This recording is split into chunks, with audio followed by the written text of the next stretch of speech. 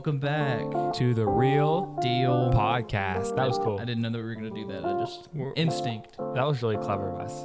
So I didn't plan that at all. just That was walked. really clever. We just knew. we were in, and I'm in. But hey, Christian, how you doing today? Yeah, I'm doing stuff. I worked out this morning. I've eaten some Subway. Applied for some Jobberinos, stuff like that. Can't relate. L. Yeah, I You got haven't a really. movie theater job. You're good. Oh, I have. Well, yeah, I do. I'm just I haven't done much. I thought you were recently. gonna go. I had. No, I still have it. I like it a lot.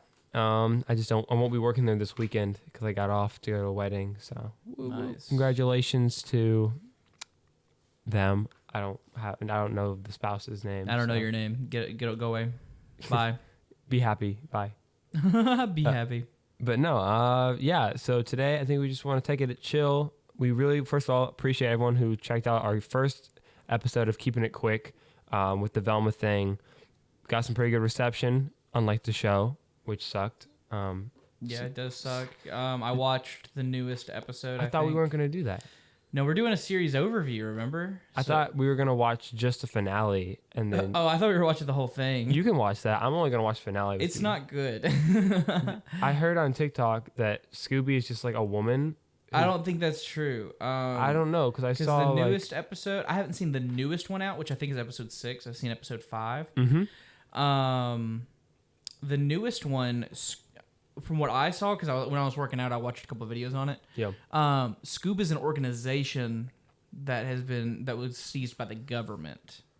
It seems like. So it doesn't get any better. No, it doesn't. Yeah, you're right. They just spit in the face of the fan base.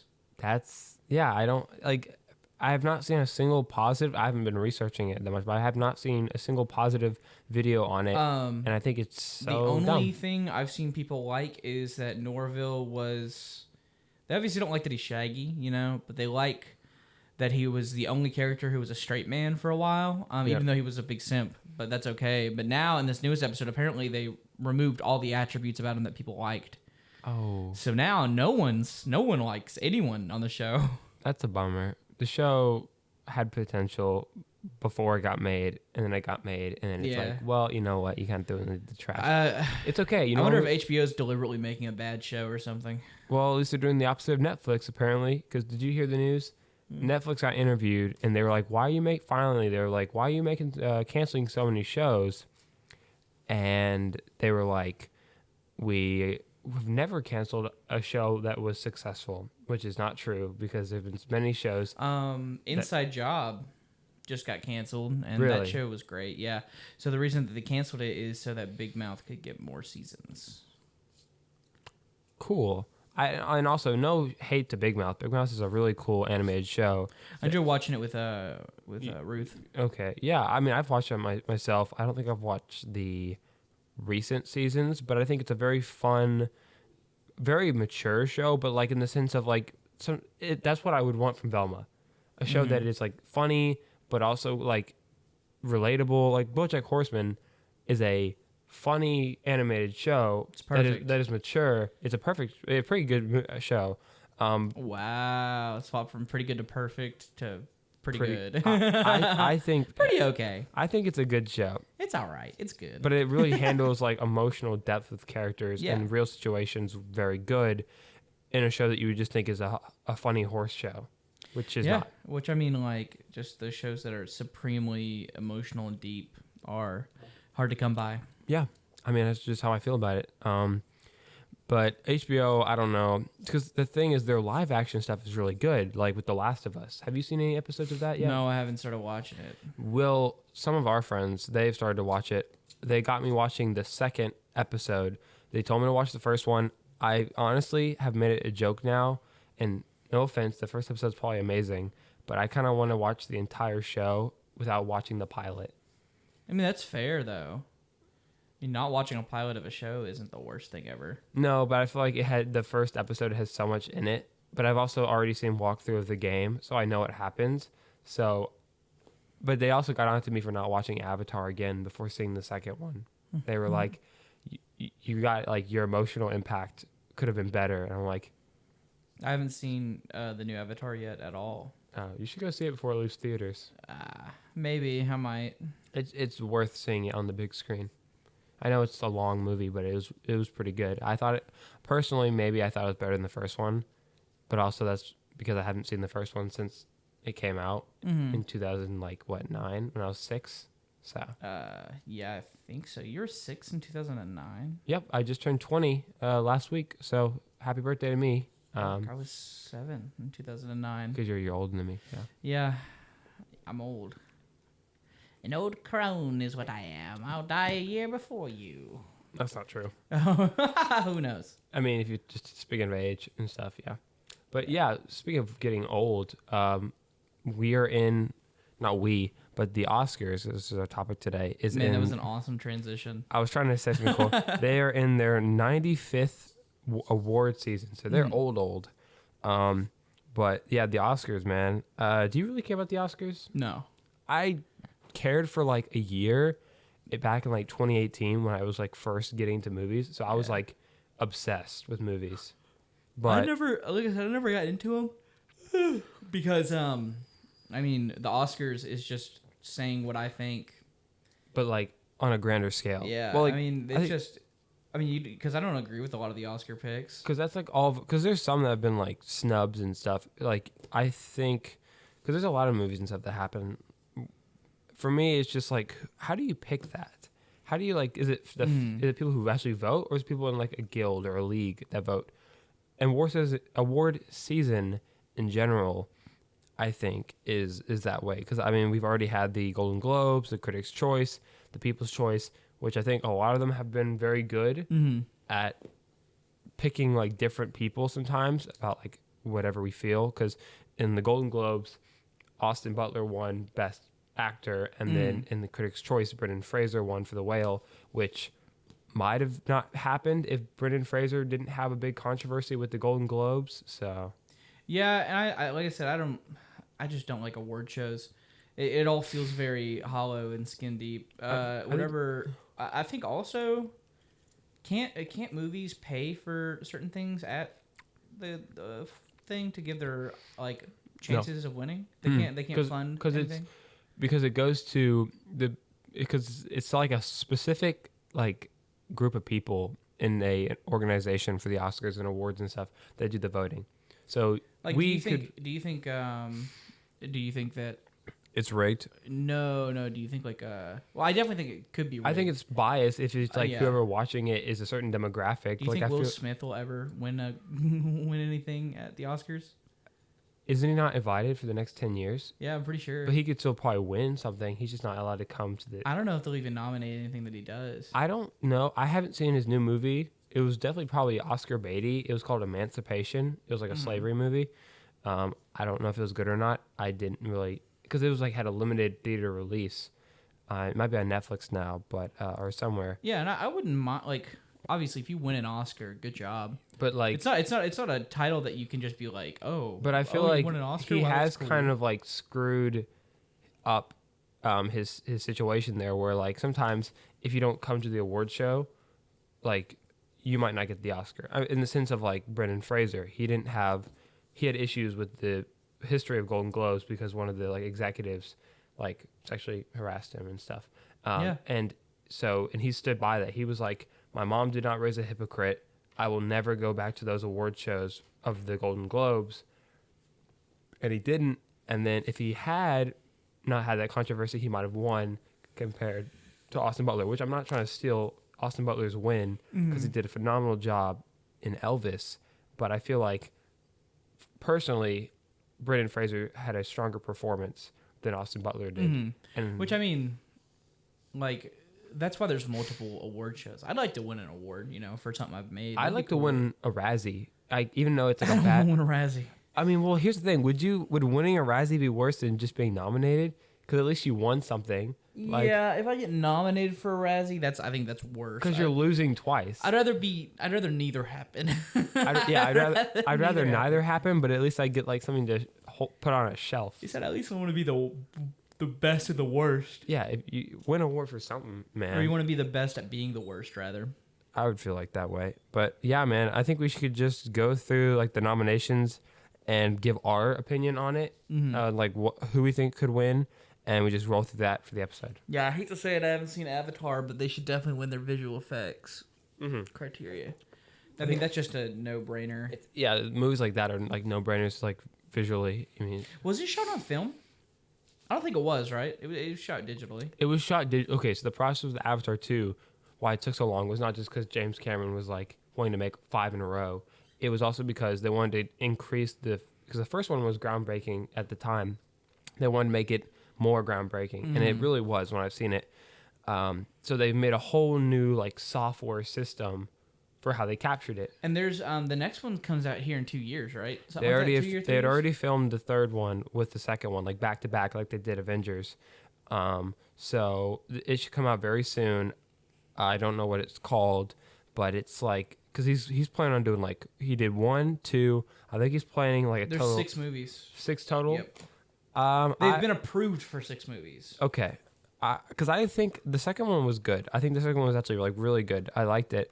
I've just never been on the Avatar hype train, so I love Avatar. I don't think you could catch me watching all 6, but that's also me like saying that's what I said about Avatar 2, and I watched it and I liked it. So keep surprising me, James Cameron. He will keep surprising you. He's a good director. I mean, he did movies I really like he did Terminator 2, he did Terminator 1, he did Titanic.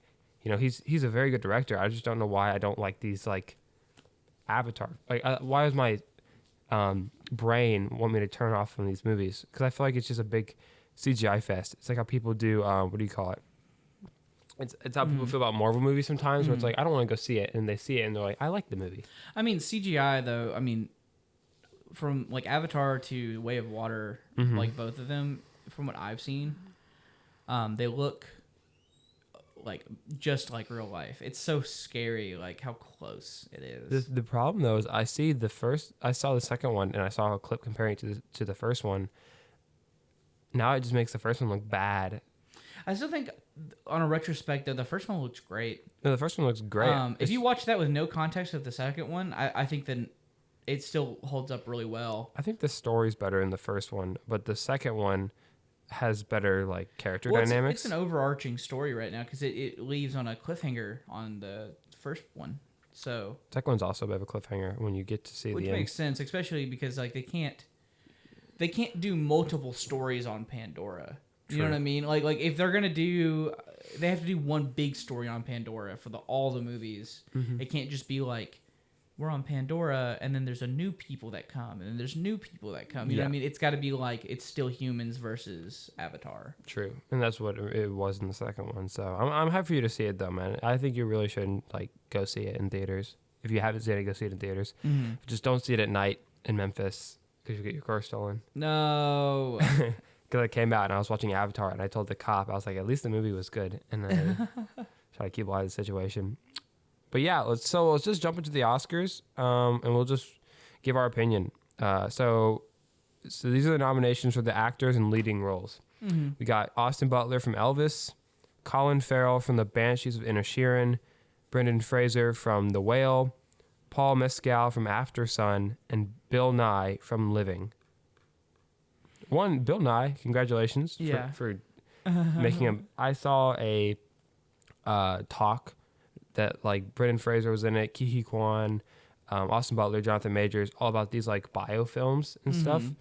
And so they were in it and they were talking about their roles. And I was like, I didn't know Bill Nye was doing movies. I thought he just was all that show, like the show and stuff. And he got away from the show and started doing like an adult show or something. Like he got away from the Disney contract, and I think that's so good for him that he can like have this range. There's a commercial of him being like swearing and stuff. Yeah, it's like wake the fuck up, global warming's real, and you're not kids anymore, and like that's such a cool concept to me that like but because he's growing up with us. Yeah, he's changed in front of us. But I think I haven't seen The Whale yet. I want to say that Brendan Fraser's gonna win that. I haven't seen After Sun or Living, but I want to say that like all these people I have seen, like Austin Butler did a good job of really bringing Elvis to life again. As someone who's from Memphis and is a big Elvis music fan, it was cool to see this like on screen. Two for the show, 3 getting ready now. But Colin Farrell was good too. Colin Farrell from the Banshees of Inisherin. I haven't seen that yet. I didn't know what to. I just watched it to watch it. I didn't see any trailers. I came in. It's just a fun, like simplistic but also like dramatic movie that also made me be like, Colin Farrell's Irish or Scottish. I was like, I did not know that because I hadn't only seen him do voices like in the Batman. He's doing. So I think that it's gonna be between those three. It's gonna be probably the Banshee, the Whale, or Brendan Fraser. Brendan Fraser did like. I mean, not just like Elvis. Or Elvis, yeah. But Brendan Fraser, I think, should win because he's able to pull off this kind-hearted character who's very sad. Like in the trailers, you've seen it. Yeah. That's one scene where he's crying. Like that literally right before it, he's just like kind of like feeling apologetic. And so one like little turnaround, he's like just sobbing. He's also like sobbing through prosthetics, which like making the whole thing feel like that. That's just crazy to me. And if you can do that, I've done one thing with my life. Yeah. So I think he's always been an actor that I've like admired. So I'm really happy for him. And I think that he definitely, deserves the role for this one. But I think Austin Butler should be up there because of because I mean, after the movie still, his voice has changed because he's been in the role for 2 years. It's like that crazy to him. So whoever wins, I'd be happy for him. So what are you thinking though? Like I think the Whale's gonna win it. Personally, I mean, there's been too much hype around how well he acted. But I think Elvis is gonna. It's one of those two. It's gonna be yeah. Okay, I gotcha. Next, we're gonna go into best actor in a supporting role. So we got Brendan Gleeson in The Banshees of Inisherin, Brian Tyree Henry from Causeway, Judd Hirsch from The Fabelmans, Barry Cogan from The Banshees of Inisherin, and Ke Quan from Everything Everywhere All at Once. I really want Ke Quan to win because only ones I know right now are the Banshees characters, Judd Hirsch and Ke Quan. Sorry, Brian Tyree Henry, I have not seen your movie yet, but you are a phenomenal actor because he was the guy from he played Lemon in Bullet Train. I haven't seen Bullet Train yet. He was Al in Atlanta. No. Al in Atlanta. Paperboy. Al. His name is Alfred. So. Okay, so out of those, you're liking because you love Everything Everywhere, right? Oh yeah, it's like one of my favorite movies. Did you come see it with us? No, I watched it with Ruth. It's just that movie. That movie made me cry. Like, there's very few times that a movie can make me cry. Like, actually, like have more than one tear come out. And so I was like, that's just his performance was definitely something that was cool. And spoiler, about to say, so you want to skip ahead about 30 seconds. When his character, he's the kid from Indiana Jones. When his alpha character died, like the one that got into it, I felt sad, and I was like, oh, he's not in the movie anymore. And then I was like, oh wait, no, there's another version. And the line where they say like, I'd be happy doing taxes and laundry with you. It's just like, like that. I want him to win. Like I want him to win really badly. I think he could win. The reason I think he could win is because his character required him to act on a dime. So I think there's too much range there for them to ignore. Yes.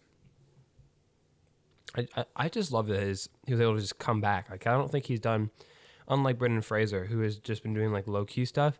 He really didn't do anything else besides like his childhood days, and he just came back like that. And he was in. So I'm with you. I think Quan should win this one.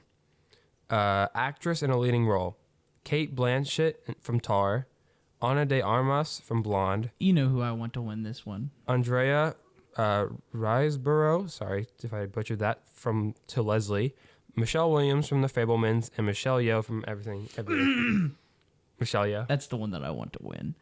Everything Everywhere. I mean, that's gonna win. She brought such a good performance on it, and she has been on a winning streak recently. So I think honestly, it's between her and Cate Blanchett, because I saw Tar, and I went to see it because I'm a guy that I complete a list of movies, but I was so shocked by Tar of how eager of a role she was playing that made me keep talking about the movie for a week, which is crazy. I did the same thing with Everything Everywhere.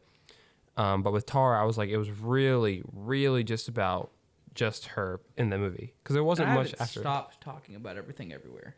I think it's between That's those the thing, two. Is like it's in there now. It's I gonna be in my think brain forever. I think I personally I want Michelle Yeoh to win, but I could see Cate Blanchett winning. I mean, yeah, and I trust your validity on acting and stuff. She totally could win, but I want everything everywhere to at least take home 2 awards. And everyone else did a good job. I don't think Ana de Armas should have been nominated. No offense to her.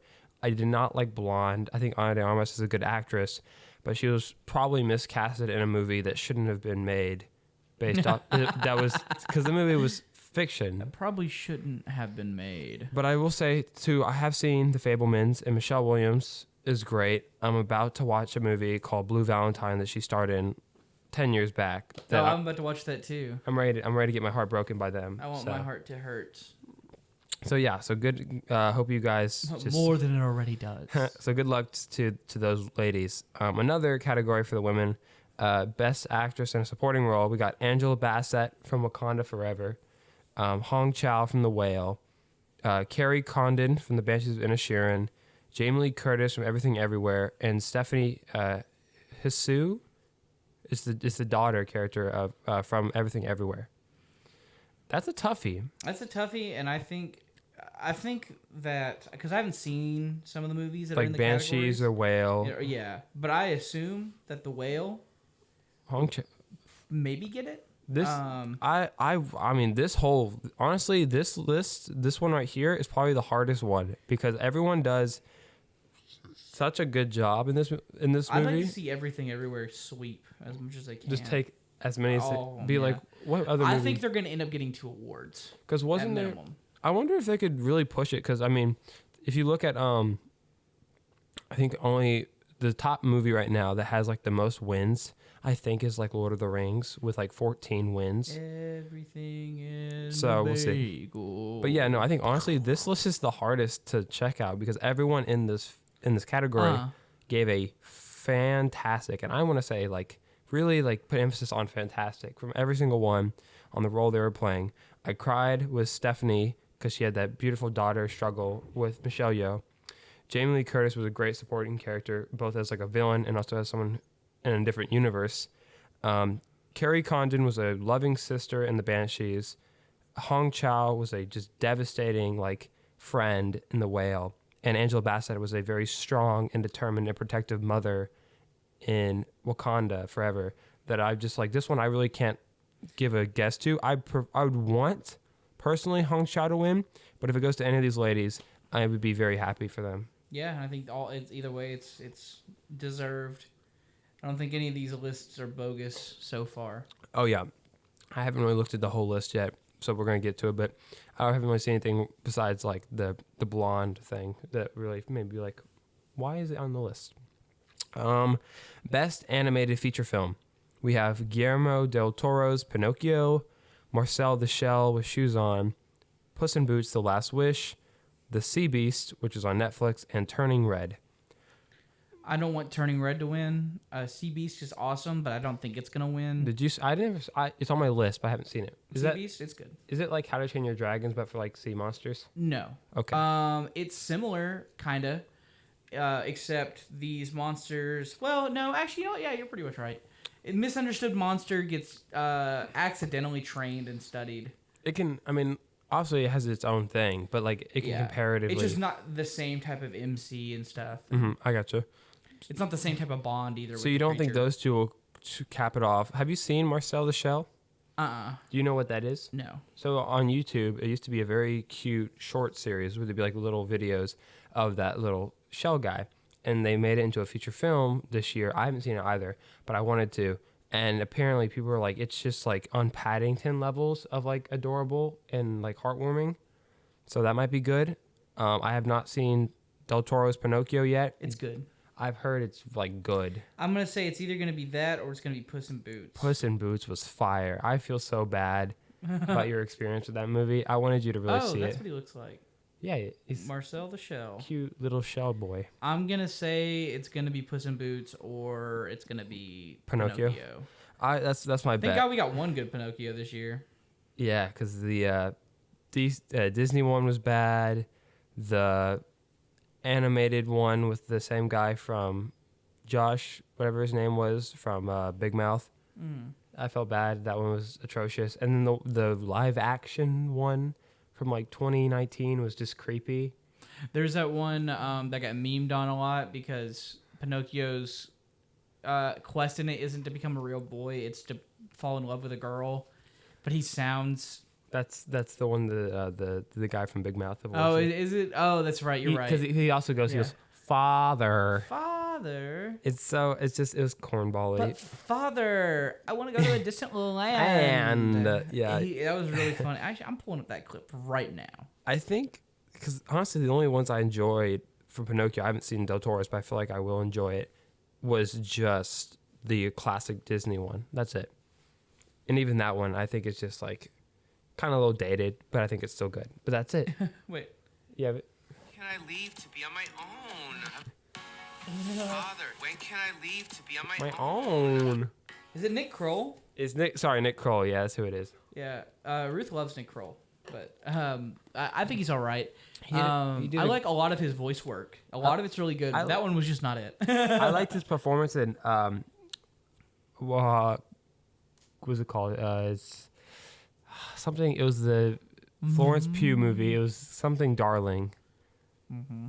Do you know what I'm talking about? The Harry Styles Florence Pugh movie. No. I forgot the name of it, but it was something. Hello, darling. Goodbye, darling. We watched it here. Darling in the Franks. I know what it is. Someone will probably correct me, but it's the movie with Harry. Comment below. Yeah, comment below what I'm talking about. Put it down there. Let us know. But I feel like Nick Kroll is a pretty talented like voice actor and he's actor. super talented. But it's just this one was like a miss. They definitely directed him wrong. I don't know what happened, but they were like, how do shows and movies like that get a budget? Or I guess they just like, let's try to see what we can do with it, and then they're like, well, it burned. Who cares? It reminded me of the Barbie movies, the animation style. Oh, okay, yeah, I get what you're saying because I grew up on those things. But I would. Anyways, I wish. What I did. I wish that I could be given a budget half of what they spent on that Pinocchio movie. Do you know what movie I'm talking about? Darling. What is it called? Harry Styles movie. Don't worry, darling. Thank you to our very good friend Dorian Jackson. But yeah, so you're thinking Del Toro's or Puss in Boots? Yeah, probably. Gotcha. Cinematography. We have All Quiet on the Western Front, Bardo, False Chronicles, Elvis, Empire of Light, and Tar. I've not seen Empire of Light or Bardo, but I honestly will probably give it to All Quiet. Okay, this one actually I will say, because I watched a video on nominations and stuff. I don't think Elvis should be on this list. It has good editing, but I don't think it has good cinematography. Like, at least not better than like Top Gun. A movie that had to work in the engineering of filming with jets, and it didn't get on the list for that best is crazy. I remember when we were talking about the Oscars, you got really mad about that. Because I was just, I got a little heated because I think Top Gun Maverick is phenomenal and is great. And even in the first 10 minutes, the scene where they're testing out the new plane is really beautiful shot. And there's just like the way you put movies. Also, I've heard Empire of Light is a good-looking movie, but it's a boring movie. So no shot. What? So the bad Pinocchio movie is called the Pinocchio: A True Story. And don't tell me. Let me find it again. Okay. I think they spent like so much. Like 30 million. Like 358. No. Thousand? Yeah. Okay. 1,000. So what? That's not a vanilly milli. Yeah, it's $358,000, and it grossed back. Hey, you know what? You read that. I can't read. I'm so dumb. It took about 358,000 as a budget, and it grossed 600,000. So it got back its budget technically. So technically, you could call it a midway. Normally, Are you sure it got back its budget? Is that a comma or is it a period on the 3? 600,000, 807. So it was 600. It made back its budget because it was. Wait, what? No way. No, that's a mil. That's 3 mil, right? But that's more expensive than like an Avatar movie. It has to be. That's fake. not more expensive than an Avatar. $358 million. That's more than like a big. I think they maybe messed up. I think it's supposed to be 350. I bet you it's supposed to be. Yeah, but I'm confused about it because I was like, Because there's no way. There's no way a movie of that low of like a quality got 358 million. That's more than like. And it says estimated, so there's no. No, there's no way. That must have been a mistake to be a period. They can't even get their captioning right on the IMDb page. Because there's no way that movie is more than $1 million. RUR? Is that a... What? Wait a minute. RRR? RUR. RUR, what's that? Currency. Oh, maybe it's the currency. Oh, it's Russian rubles. That's what they're calculating it in. Oh, well then that makes more sense. Because rubles are like... 50 million is like... Why are they doing it in rubles? I think it was under a Russian distribution company. So it means that they made 100K back. They spent 51. So 1 ruble, I just looked it up. 14 or 14 cents. No, it's half 14 cents. It's like 1 cent. So it's zero. 1/4. Yeah, 1/4. So that means that they spent 521, I think is what it said, $1,000 on it, and they made back 600K. Who watched this movie? So they really didn't make their budget back. No, they didn't. Because you think about it. So it's supposed to be double, right? It's got to make back double. So the scaling on budgeting, right, on marketing. So that's why we have domestic and the worldwide box office. Domestic, if you want to make at least back the movie budget on the domestic, like you don't have to make double. You have to make it back. Why? Because that is just the cost of the movie, and then you have budgeting and casting and like everything else. That's where you have to make double in the worldwide box office. So if you flunk it all over, but the big thing is like you have to make double, just double of it, double and a little over. That's called a sort of success. Like that's called a success in that in their eyes. So if you make back only 100,000, like more, that's not a success. That's bad. I can't believe that it was made in Russia and they used the Russian currency on there, not American currency. Do you owe me rubles? It's weird. It's weird because they definitely did it to make it seem like a higher budget movie. That made me so confused. I was about to say if they spent 358 million, that's more than an Avengers movie. That got me so confused. Okay. I was sitting there because, it cost. Wow, Way of Water only cost $2,500 million. The most expensive movie ever made was Pirates of the Caribbean 4 for like $400 million, $450 million. It made back like $1 billion, so it made its money back. But it's because they shot everything like on location. They had to build a bunch of ships, the casting, the teleportation. Like I can see why it's so expensive, but still, why is it so much money? No, yeah, and like I was sitting there and I was trying to read it, but. They definitely did that to make it seem like a higher budget movie. To definitely like maybe bring it in and be like, do you want to go see this movie? Yeah. But it got memed that like. The moment the trailer released, they were like, we know it's bad. Turn this into something awful. So that's bad. But yeah, cinematography. You have you seen any of the movies on there? I didn't even remember what the list was. So it was All Quiet on the Western Front, Bardo, False Chronicles, Elvis, Empire of Light, and Tar. No, I haven't seen any of them. I would say that's the one thing about the Oscars. They always end up dragging out movies that are like I haven't seen, or the movies that like not the like big like not that didn't public. Get huge coverage and stuff like that. Yeah. Yeah, I think All Quiet deserves it. I think that movie, which was made by a German film company, I think, or at least shot in Germany because it's about the German side in World War One, deserves it because the way they shoot stuff. Like, I'm sure they do. I mean, All Quiet on the Western Front is just.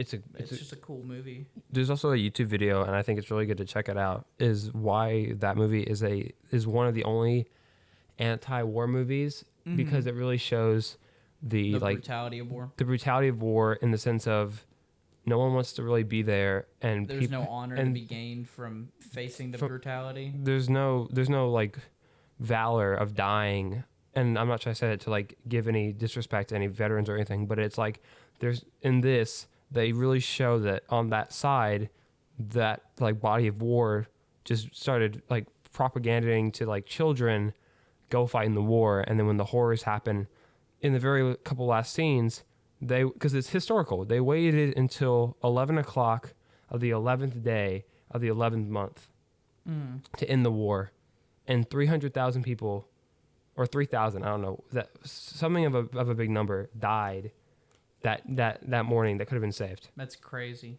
Just for their ego. So I think, but how they shot that movie was really beautiful. So that should, I think, win, at least from what I've seen. Costume design. So we got, I think costume design is Everything Everywhere's got to be on this list, right? it is. Okay, so it's different from makeuping. I was just making sure. So costume design, we got Babylon, Black Panther: Wakanda Forever. I haven't seen Babylon, but from what I've seen from the commercials, it seems like there's some pretty cool costumes. It has some really, I will say that. I'm not the biggest supporter of Babylon, like the movie, but I think it really did a good job. Any period pieces really do a good job of like filling that. I think Everything Everywhere has an awesome costume design. Like, because she wears literally a different outfit like every 10 minutes. 10 minutes, yeah. And then Mrs. Harris Goes to Paris, and then also Elvis. I've seen Mrs. Harris Goes to Paris. Have you?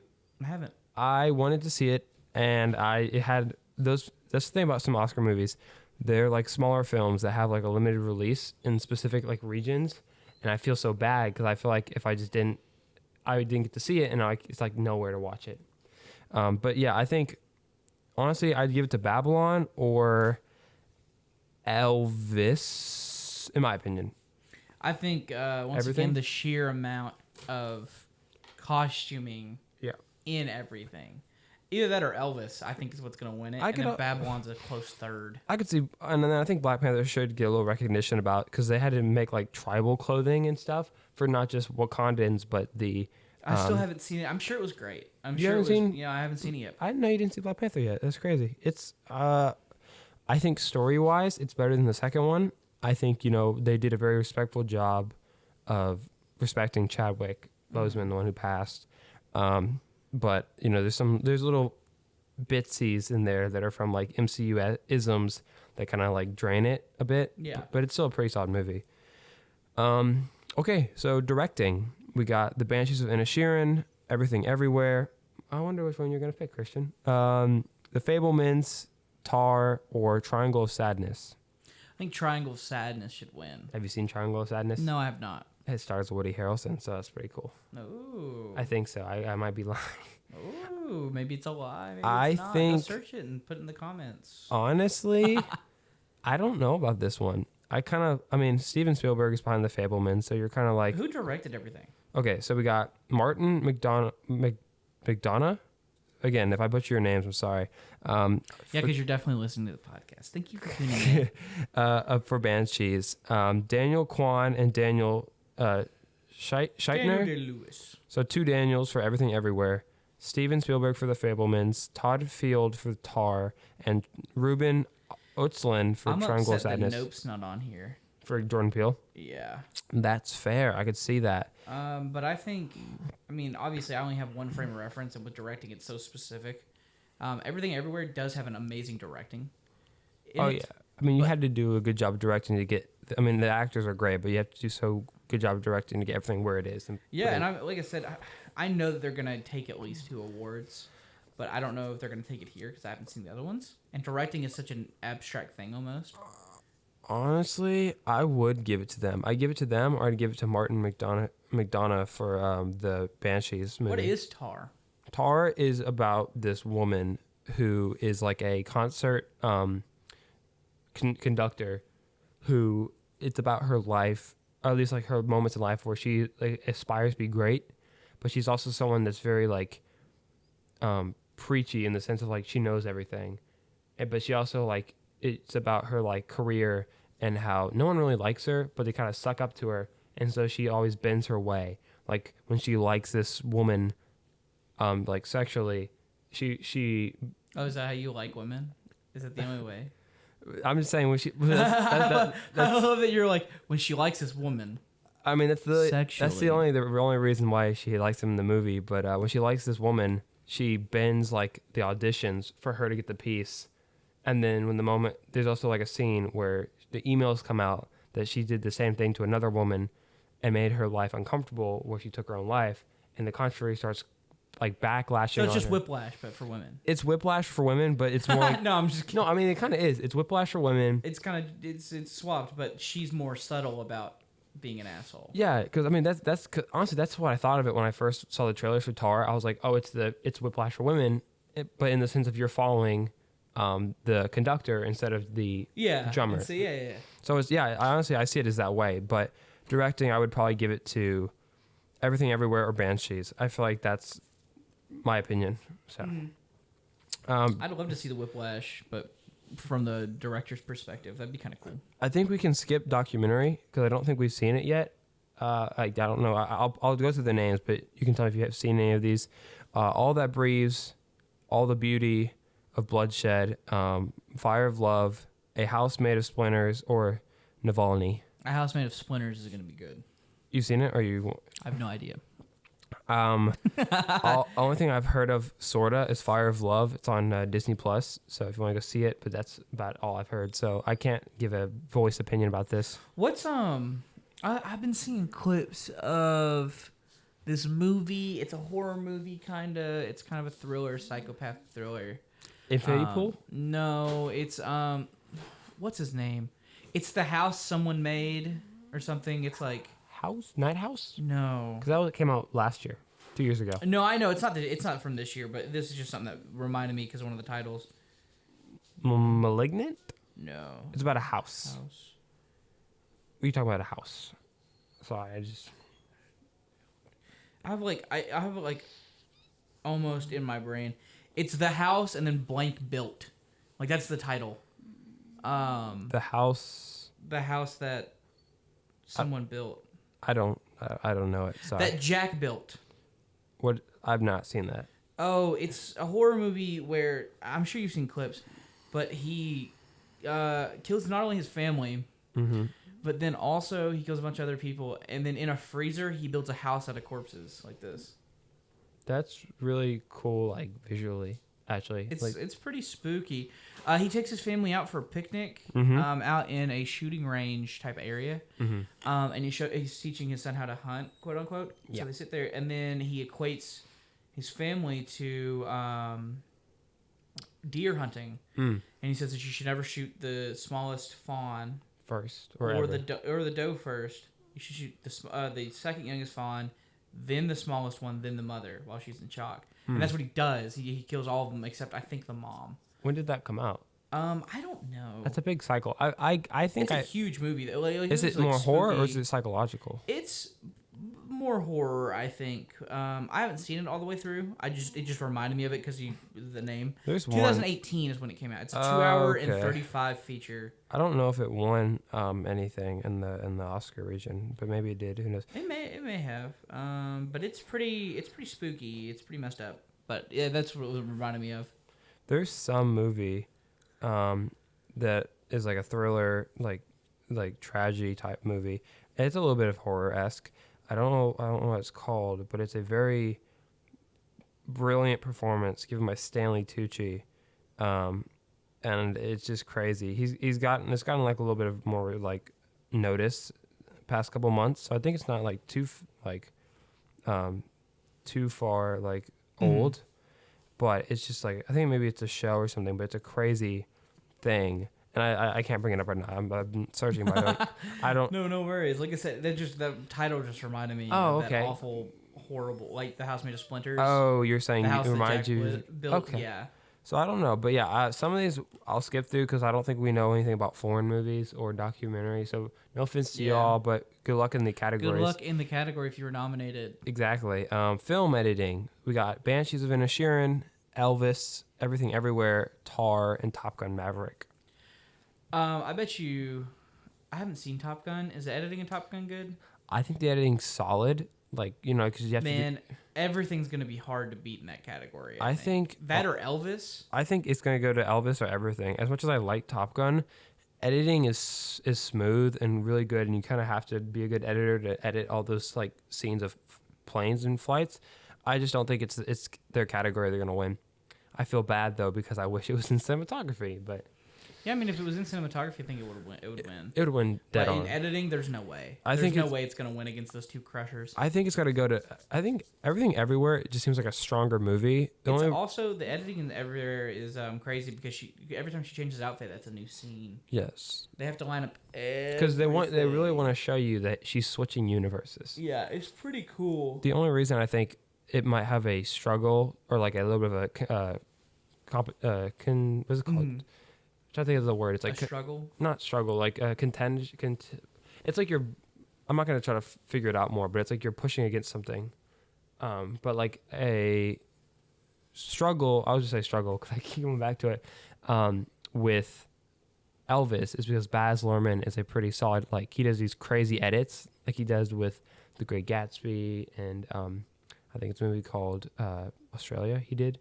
But it's just movies like that I think is like maybe gonna possibly fight with everything. But I think Everything Everywhere will probably still win. Makeup and hairstyling, we got. Oh, confrontation. Confrontation. Maybe that was a word. Maybe I don't know. It's pretty close to what I was thinking of. It's a C word. I just can't. It's on my brain now too. I will. If we figure it out, we'll just say it. Blurt it out. Makeup and hairstyling, we got All Quiet on the Western Front. Elvis. The Batman, Black Panther, Elvis, and The Whale. Honestly, The Whale might take it home because of prosthetics. the prosthetics I think is that alone is gonna give them huge up. I don't think All Quiet will win because it's just kind of like even though like because the makeup is really they have to make you look like filthy and dirty and I get it, but like most of the time that doesn't win as much. The Batman did a really good job of building the costumes and stuff for like these characters. Black Panther was good. I don't think the makeup and hair were crazy good in the Batman. I think it was good, but it was very not. You think it was just kind of like? I mean, a couple people had prosthetics. Colin Farrell as the not the Joker, the Penguin. The Penguin. Oh, I mean, yeah, but also Colin Farrell and Colin is also name's Colin. Oh no, it's not. It's Danny. I don't know. The guy who played the Joker in the little end credit scene. Mm-hmm. Those are pretty good, like prosthetics. But besides that, it's not amazing. Like fantastic. The Penguin stand-up. has a prosthetic nose. That's the only thing else I can think of. I couldn't really tell Colin Farrell was that guy. I was like, what? But yeah, no, those ones. I think Batman can be a contender. Black Panther can be a contender just because of how they made I think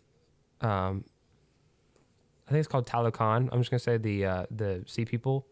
Mm-hmm. They looked because they had to paint them blue and they had the makeup, like tribal makeup for him. So I think that's a contender. Elvis, just because you have to make him look like Elvis. Him and also Tom Hanks as the Colonel, because he had prosthetic makeup on, and then the whale. But I think the Whale should win because they had to create. That's a lot of prosthetics. Because it's a full body prosthetic. If you see when you see the movie, like it's not just like his arms and his belly. It goes all the way because there's a scene where they show him naked. It's his full body, head to toe, of like a fat suit, but it's not like it doesn't look like he's just putting on a fat suit. It looks like it was morphed to look like a man's body who is obese, like sickly obese, and he's struggling to like move. Every little like movement is like so perfectly placed that like I really can't see anything else taking the cake. I bet you filming in that is probably the worst. Oh, it was probably like super hot, and they probably had to like make coolers inside of it or something. Little fans. Because they did that for X-Men when they made the Blob character. They had like cooling systems and fans inside of it, like in the shell, like as parts that like weren't as moved and stuff, just to make sure the actor doesn't like suffocate in such long hours. So I think The Whale takes it. Music, original score.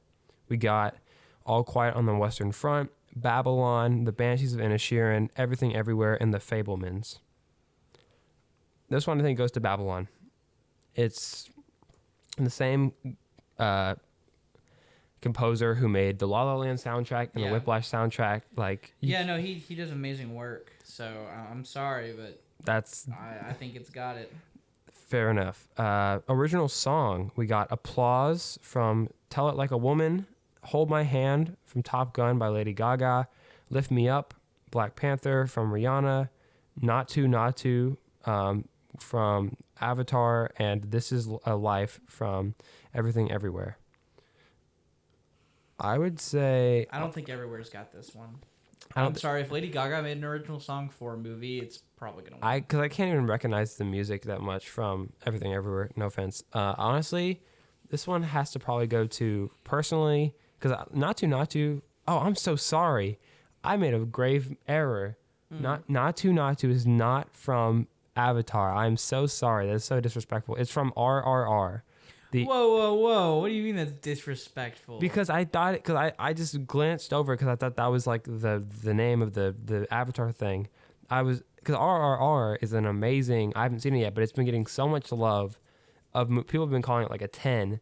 And that song Natu won an award. I bet you it's winning then, probably. Because it plays into one of the most like great music numbers of the film, and it keeps being significant through the entire movie.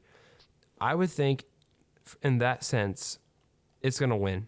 I'm so sorry. I was gonna go for Hold My Hand or Lift Me Up because those are great songs from great artists, but that movie has such a significant place in the movie, and I feel so bad for I don't really like if someone deserves the credit, I want to give it to them. So I'm sorry for messing it up, but yes, you guys deserve it. Now we're getting down to some of the last ones. Some of them are kind of like all the same. So we're gonna do 2 more. Okay. Okay. Visual effects. We got All Quiet on the Western Front, Avatar: The Way of Water, The Batman, Black Panther: Wakanda Forever, and Top Gun: Maverick. And I think we agreed that it's gonna be Avatar. Avatar, like when it comes, there's too much visual effects in that for you to not give it to it. When it comes to like a visual effects thing, it's honestly going to be either a superhero movie, a sci-fi film, or something like that. And especially on Avatar being renowned as the first one, being a groundbreaking achievement in CGI. If the second one totally changed the game again, there's no chance that it's not going to win. So, congratulations for the win ahead of time because I know it's going to happen. Yeah, I don't see it not happening. No, it's definitely going to win. So now we're getting to the last category, Best Picture. So this is probably the most important award out of the whole Oscars. I mean, the actors ones are important too, but this one is like, what is the best movie of all time of the year? So here are the nominations. All Quiet on the Western Front, Avatar: The Way of Water, The Banshees of Inisherin, Elvis, Everything Everywhere All at Once, The Fabelmans, Tar, Top Gun: Maverick, Triangle of Sadness, and Women Talking. From just the ones that I know, for the contenders, I would say it's got to be either Top Gun: Maverick, Banshees of Inisherin, or Everything Everywhere. And this is for Best Picture. Oh, I don't think Everywhere's gonna win this one. Really? Not against Top Gun. Not against Banshees. Banshees. I don't know, man. I've seen clips and stuff like that. Some of these movies are just so beautifully shot, and everything isn't not beautifully shot. I just don't think. Well, do you not know? No, Best Picture is like the best movie. It's just in general best movie. Best. Oh, yeah. I thought it was just for. Oh, I guess cinematography is gonna be the best shot. Yeah. Best Picture is like the best movie. Like then, oh man. I think Everywhere. I think Everywhere's probably it's got a because solid all these movies. there. No offense, like all these movies are great. I think a lot of them are pretty solid. From these, I really don't think any of those movies are below like an 8 or not, like an 8 or 8.5. Like the lowest it could be is like an 8 with the movies on this category. But Everything Everywhere, I can say like full-heartedly, It's like an 11. I think it's a 10 or an 11. It's one of my favorite movies. It was probably my favorite movie of the year. I always change the answer sometimes just because everyone will say Everything Everywhere and I want to be different. You want to be that. You would be different like the other boys. Exactly, but I will say this movie deserves all the awards it can get and should get. So for Best Picture, I think it'd be a crime to not have Everything Everywhere win. So that's it, man. At least for me. You got anything to add? Any awards stuff? You wanna do our prediction for what's gonna have the most awards at the ceremony? Because I think I know what it's gonna be. Oh yeah. So on 3 we'll say it. Okay, 3, 2, 1. Everything, Elvis. Morbius. Not Morbius. Morbius will win the Razzies. I don't think it will actually. You don't what think going it up will? Against? Pull up the Razzies real quick. We'll do a quickie on the Razzies. We'll go speed round. You don't think the Razzies are gonna or Morbius is gonna take the? Have you seen Morbius? I've seen half of Morbius. How'd you see half of it? I watched half of it and stopped watching it. It did have pretty bad editing. Honestly, War, Love, and Thunder could have been on there. Thor, Love, and Thunder? For writing, it definitely could have. For writing, maybe. But, okay, let's go through. We'll do a speed round, okay? Yeah. We're gonna go through the nominations, and we're going to say what we think should win the Razzie. Okay. Worst picture. Blonde, Disney's Pinocchio, Good Morning, The King's Daughter, or Morbius? Disney's Pinocchio should lose. Disney's on Pinocchio. That one. Okay. That one's an easy best for that. That's fair. Okay. It's a worst picture. Worst actor. Colson Baker in Good Morning, played by Machine Gun Kelly. Pete Davidson in Marmaduke. Tom Hanks in Disney's Pinocchio. Jared Leto in Morbius, or Sylvester Stallone in Samaritan. I'd have to go Marmaduke. Ooh, Sylvester Stallone's on there? And Samaritan was a pretty... Was it hard? Was it a bad movie? I'd have to say yes. I'm disappointed to say yes, because it seemed like a very cool concept, but... It's me. I'm the Samaritan. I'm a Samaritan. Check me out. Samaritan. But I think Marmaduke, I haven't seen it. I don't want to see it. Has gotten flamed, like in every aspect. So I think Is this the dog on there for the actor? Pete Davidson played Marmaduke. Yeah.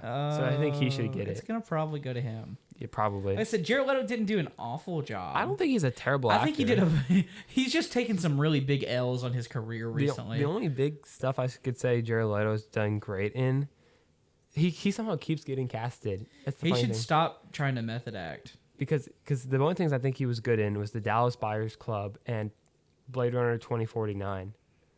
I didn't think he was awful as the Joker in Suicide Squad. I thought he was. He played to the movie.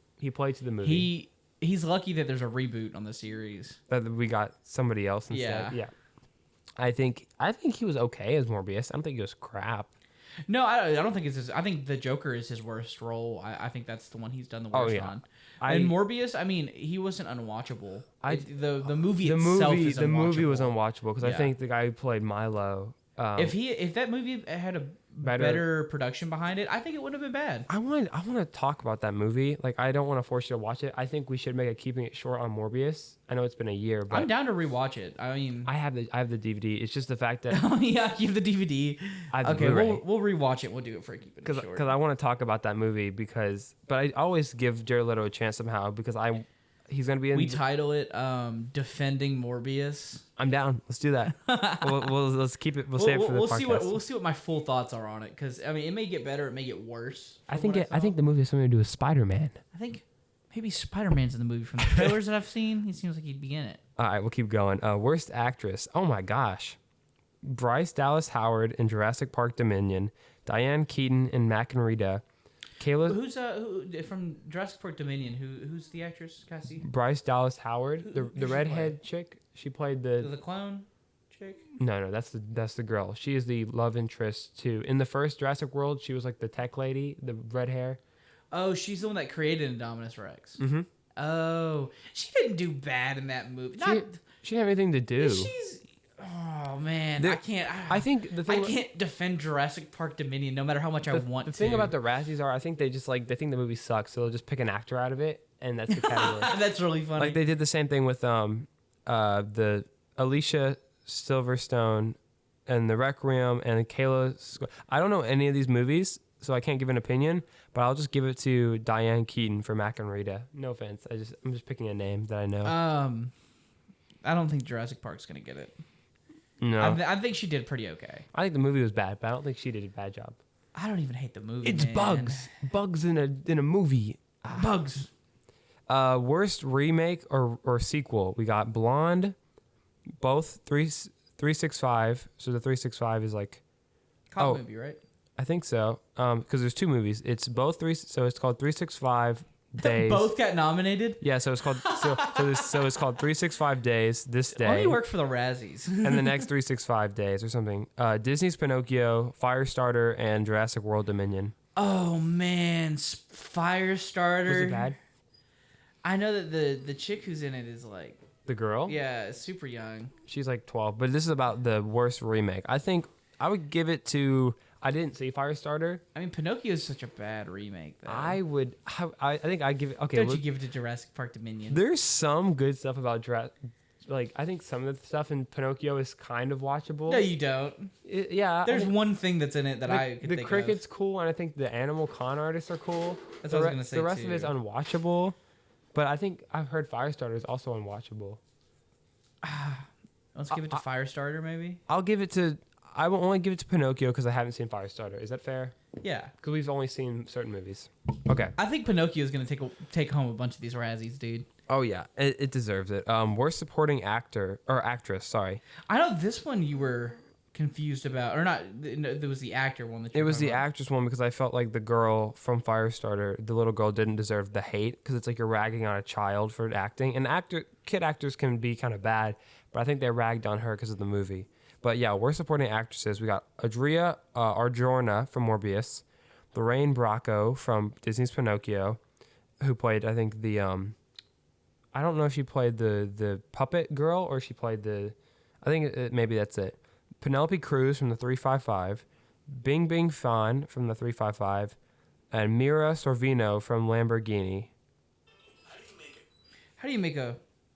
Sorry, somebody commented on my thing. Oh, I would only give it to. I'd probably give it to Pinocchio. I think Pinocchio is gonna sweep the Razzies. I hope it does at least. Should we just say every time Pinocchio's on the list? Pinocchio's up there, we win. Okay. Worst supporting actor: Pete Davidson in Good Morning, Tom Hanks in Elvis. Tom Hanks was the one that you're like, wow, I didn't know that. Why is he getting a Razzie? Yeah, I think people just didn't like the accent and stuff and the prosthetics or something. I don't know. It was weird. Xavier Samuel in Blonde, Maud Son in Good Morning, and Evan Williams in Blonde. I feel like I need to watch Blonde now. I'll just give it to one of the people in Blonde. It's gonna be one of them, probably. Yeah. The movie it was weird and everything in it was just weird. So I'm just gonna give it to one of them. Worst screen couple. In Machine Gun Kelly. I don't know these things. Can we skip? Yeah, we can skip this one. I will give this one. I will give this one to Tom Hanks and his latex face. Oh man, I forgot that they put that on there. Okay. Worst director. No, we'll skip. We're just gonna glide past these. We're not gonna burn any bridges in our careers. I just don't care too much. Oh, dang. So let's look at these then. I guess this is the last thing we'll look at for this. Here are the numbers for nominations per picture. Blonde is the most nominated for the Razzies with 8. Good Morning has 7. Disney's Pinocchio has 6. Morbius has 5. And The King's Daughter has 3. That's nuts. So we thought Pinocchio would have the most, but Blonde has the most. Which I mean, what? It's Blonde, Pinocchio, then what? Blonde, Good Morning, Pinocchio, Morbius, and The King's Daughter. Oh, we gotta watch Blonde then. If it's worse than Pinocchio, I can't watch it again. You watched it already? I saw it because I was hyped for it. Was it that bad? Was it worse than Pinocchio? The beginning 15 minutes are just so hard to watch because it's so uncomfortable. Because it's about like Marilyn Monroe's mom having like a drug freak out or a psychosis freak out, and she like takes her daughter up to like a burning hill, and then comes back and then like harms herself, and the daughter has to like. It's just so hard to watch. Like there's movies that are like it's good writing, but yeah. And then the rest of the movie is because it's apparently the movie is based off of like a fictional thing about Marilyn Monroe's life. So why don't you like actually tell about her life instead of this fiction? Because in the movie she does these like horrible things, and then she's like blaming the perception of Marilyn as like a character, like she has DID or something, where she's like, Marilyn, why are you making me do this? I think the editing is pretty cool. I think the cinematography is pretty good. I just think the rest of the movie is meh. Oh, no. And it's 3 hours long. Oh my god. So why are you warranting a movie that long? Never mind that. I don't want to watch it. I thought it was like an hour. It's the longest movie that I wish I'd never seen. Would you rather watch Pinocchio or it? Again? Yeah. I think just because Pinocchio would go by faster, I'd watch Pinocchio. With this movie, I'd have to sit for another 3 hours and watch it. And we're literally staring at a picture of Marilyn Monroe. I'm looking at her right here as she's on her wall. She's on 2 of our walls. Yeah. So I would just say Blonde deserves some crap, and so does but Blonde deserves some crap, but Pinocchio deserves all crap. Yeah. That is my final thought on this topic. If you have any thoughts. That was the Razzies And the Oscars. Well, are we thinking of having a watch party for the Oscars or no? Well, I mean, if we do, I'll be part of it, I guess. I'd be down. I'll be there. I just want to see, because sometimes award shows, I really just care about the speeches and the winners, but then they try to have like a whole bunch of like stuff for it. I just hope they don't do what they did in the Golden Globes, where they kept playing music to try to cue them off while they're doing their speech. So hopefully the Oscars is just better. Who's doing it this time? It's Eddie Murphy, right? He's the one hosting. I don't know. I can Google it real quick. But there's no way I know that, right? There's no way. If you get it, you get a cookie. Oh, I get a cookie. Y'all don't even understand. This man Cooper carries around Cooper nope, cookies you're wrong. in his pocket. Sorry. No. No cookie. It was Jimmy Kimmel. It's Jimmy Kimmel? Jimmy Kimmel. The talk show host Jimmy Kimmel is the Why? I don't know. Who gave him that power? Let me host the Oscars instead of him. Just some random guy. Hi, I'm Christian Wilson. I'll be hosting the Oscars. Movies. I'd be like, ha ha, ha, ha, oh, and I'll act like I slapped somebody. Keep my keep my Oscar out of your mouth. I mean, Jimmy Kimmel's not gonna be bad at it. No, I think it's weird that he's doing. I just don't think he's that funny. I don't think so either. I think you gotta be like, Chris Rock was drew some lines, but that's his thing. He's a comedian. At least I thought it was gonna be Eddie Murphy. That would have been funny. That would have been great. Because Eddie Murphy had a funny line in the Golden Globes, so we'll see. But yeah. All right, well. Thank you guys. I was Christian. I was Cooper, and we'll see you next time on the Real Deal Podcast. Podcast out. Out.